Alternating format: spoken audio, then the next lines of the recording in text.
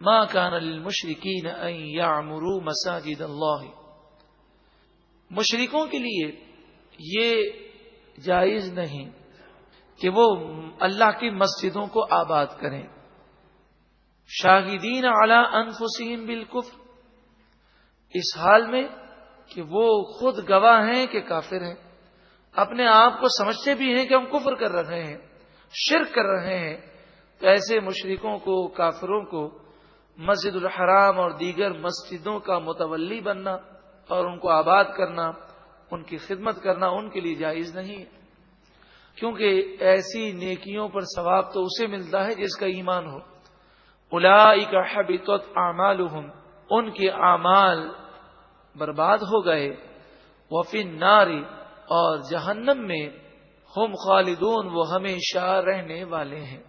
انما یعمر مساجد اللہ من آمن باللہ والیوم الآخر، اللہ کی مسجدوں کو تو وہی آباد کر سکتے ہیں جو اللہ پر اور آخرت پر ایمان رکھتے ہوں، یعنی جن کا عقیدہ درست ہو، وَأَقَامَ الصَّلَاةَ، اور وہ نماز قائم رکھیں، وَآتَى الزَّكَاةَ، اور زکوٰۃ ادا کریں، وَلَمْ يَخْشَ إِلَّا اللَّهَ، اور وہ صرف اللہ سے ڈریں، انہی کا حق بنتا ہے کہ وہ مسجدوں کی خدمت کریں۔ فَعَسَىٰ أُولَٰئِكَ أَن يَكُونُوا مِنَ الْمُهْتَدِينَ، پس ان قریب یہی لوگ ہیں کہ جو ہدایت یافتہ ہو جائیں گے، ان پر اللہ کا کرم ہوگا۔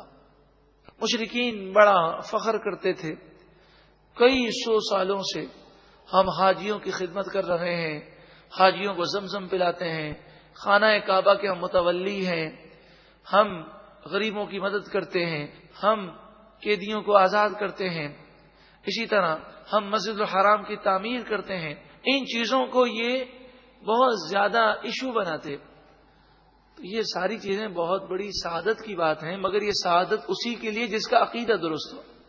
جس کا عقیدہ درست نہیں تو ان کاموں پر اسے کوئی ثواب نہیں ملے گا اور اس کا حق بھی نہیں بنتا۔ اجعلتم سقایۃ الحاج، اے کافروں، کیا تم نے حاجیوں کو پانی پلانا، وعمارۃ المسجد الحرام، مسجد حرام کی تعمیر اور اس کی خدمت کو برابر سمجھا ہے اس شخص کے کمن آمن باللہ والیوم الآخر، جو اللہ اور آخرت کے دن پر ایمان لائے، وجاہد فی سبیل اللہ، اور اللہ کی راہ میں جہاد کرے۔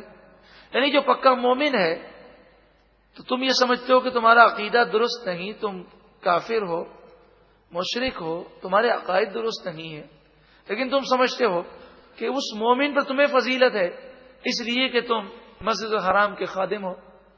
حرمین شریفین کے لیے جو خادم بنے، خدمت کرنے کی بات کرتا ہے، اس کے لیے اس کا عقیدہ بھی درست ہونا ضروری ہے کہ وہ اللہ سے سچے معنوں میں محبت کرے، اس کے رسول کی تعظیم و توقیر کرے، ان سے حقیقت میں محبت کرے۔ کتنا افسوس ہوتا ہے کہ آج بھی حرم شریف میں ایسے لوگ ہیں کہ جو اپنے آپ کو حرم شریف کے خدام کہتے ہیں، لیکن ہم نے یہ دیکھا کہ نہ تو وہ خانہ کعبہ کی تعظیم کرتے ہیں اور نہ ہی وہ قرآن پاک کی تعظیم کرتے ہیں۔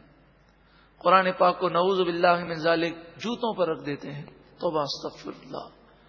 قرآن پاک کو کئی مرتبہ یہ دیکھا کہ سر کے نیچے رکھ کر سو جاتے ہیں، تکیہ بناتے ہیں، اور اس کے علاوہ قرآن پاک کی وہ توہین کرتے ہیں، اللہ اکبر کبیرہ۔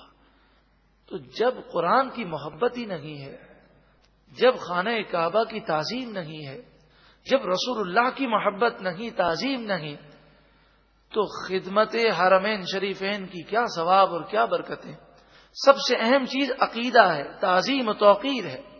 جب عقیدہ ہی درست نہیں، تعظیم و توقیر نہیں، جو قرآن کی توہین کرتا ہے تو اسے قرآن سے کیا فیض ملے گا؟ اللہ تعالی ہم سب کو محفوظ فرمائے۔ تو بعض لوگ جب ایسے لوگوں کو دیکھتے ہیں تو وہ یہ سمجھتے ہیں کہ جی یہ تو چونکہ حرم شریف میں رہنے والے لوگ ہیں تو ان کی تو بڑی فضیلت ہے۔ تو حرم شریف میں رہنے والوں کی بڑی فضیلت ہے، لیکن عقیدہ درست ہو۔ اب جب قرآن کی توہین کر رہا ہے اور عقیدہ بھی درست نہیں تو ایسے شخص کو کوئی فضیلت حاصل نہیں، کیونکہ مشرکین مکہ، کفار مکہ یہی کہتے تھے کہ مسلمانوں پر ہمیں یہ فضیلت حاصل ہے کہ ہمارا قبضہ ہے. کئی سو سال تک انہوں نے مسجد الحرام پر قبضہ رکھا. وہ حضور کو عمرہ نہیں کرنے دیتے تھے، صحابہ کرام کو طواف نہیں کرنے دیتے تھے. مسجد الحرام میں نماز پڑھنے کی اجازت اسے ملتی جس کو وہ چاہتے. تو وہ مسجد الحرام اور بیت اللہ اس وقت بھی اللہ کا گھر تھا، آج بھی اللہ کا گھر ہے. تو اللہ کے گھر پر اگر کسی کا قبضہ ہو جائے یہ حق ہونے کی دلیل نہیں ہے. حق ہونے کی دلیل ہے جو اللہ اور اس کے رسول کا حکم ہے، جو شریعت ہے وہ حق ہے. اس وقت قبلہ اول بیت المقدس پر کس کا قبضہ ہے؟ آپ بتائیے کس کا قبضہ ہے؟ یہودیوں کا قبضہ ہے. تو کیا بیت المقدس اللہ کا گھر نہیں ہے؟ کیا مسلمانوں کا قبلہ اول نہیں ہے؟ فلسطین پر ہزاروں انبیاء کے مزارات ہیں، اس پر کس کا قبضہ ہے؟ یہودیوں کا قبضہ ہے.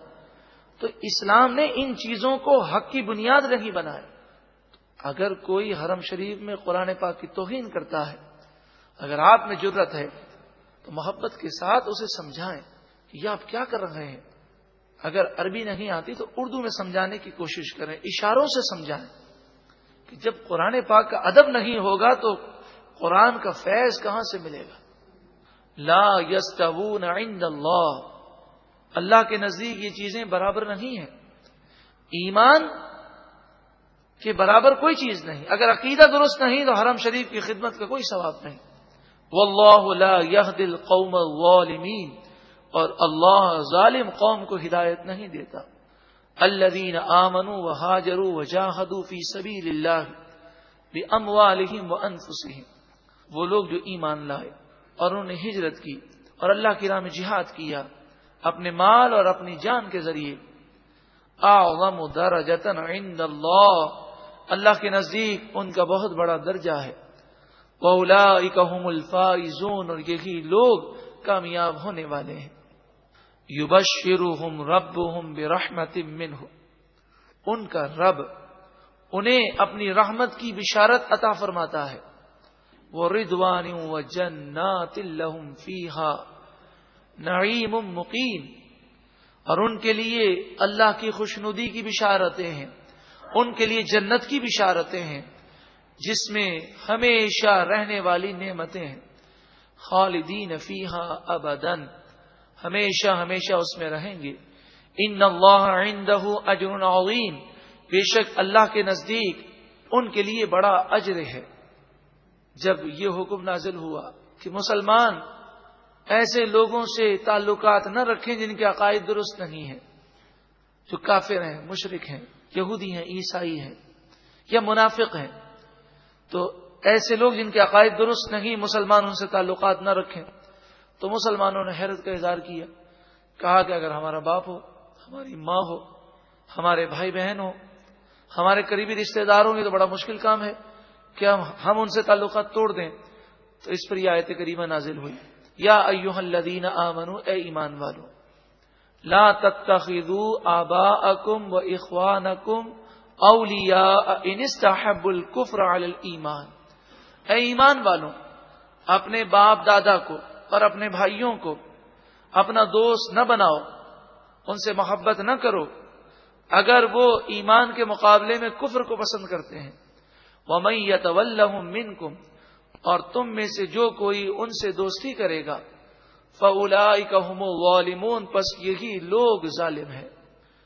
تو انسان پر اللہ کی محبت غالب ہونی چاہیے، اور اللہ اور اس کے رسول کی محبت کی راہ میں جو چیز حائل ہو وہ اللہ اور اس کے رسول کی محبت کو ترجیح دے.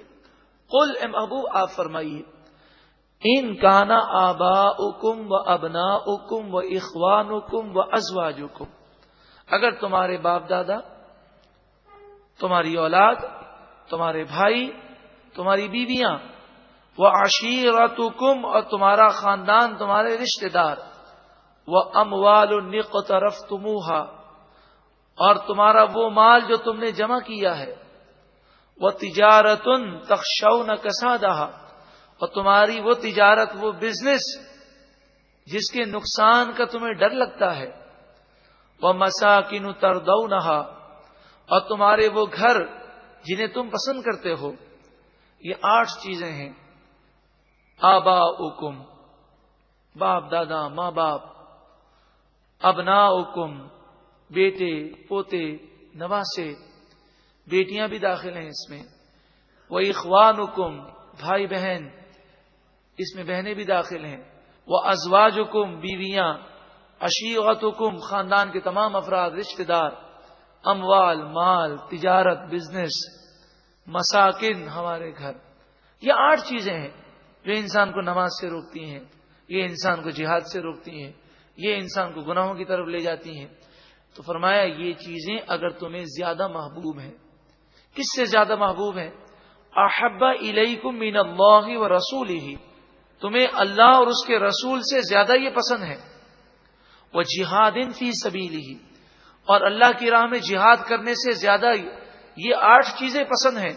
فتربصوا، پھر تم انتظار کرو، حتی یأتی اللہ بامری، یہاں تک کہ اللہ اپنا عذاب لے آئے.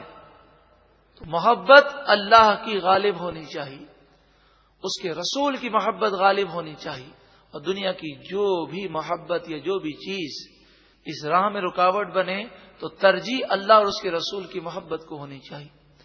اللہ ہمیں بھی ایسا ایمان کامل عطا فرمائے. واللہ لا یہدی القوم الفاسقین، اور اللہ تعالی فاسق نافرمان قوم کو ہدایت نہیں دیتا.